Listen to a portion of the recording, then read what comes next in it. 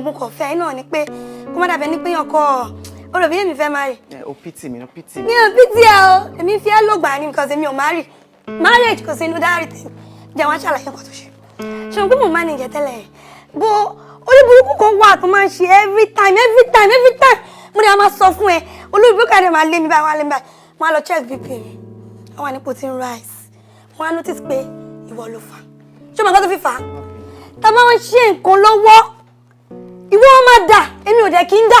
Wọ́n máa dà kí n tó dà, ṣó dà? Ṣé bíbí ló yẹ kí n dà kí wọ́n tó dà? Mo olórí burúkú ẹṣin náà wà tún máa complain ni. Wọ́n máa delay ẹ̀ sí. Wọ́n máa delay, o ò lè delay. Ìwọ tí mo fẹ́ fún 2 years, dà kí n tó dà ló ṣe fún 2 years. Tàbádé wà tún lé ẹ kiri, wà máa frustrate life mi. Mo dẹ̀ wò pé ogun ti tó láyé mi. So àkáǹtì ti ẹni pé wà máa dà kó tó dà. Àkáǹtì tèmi ni pé èmi gbọ́dọ̀ dà ọkùnrin kankan tó dà. So dà kí n tó dà kúrò nílé mi. Kúrò nílé mi. O dẹ̀ ṣàánú àwọn tó bí mi.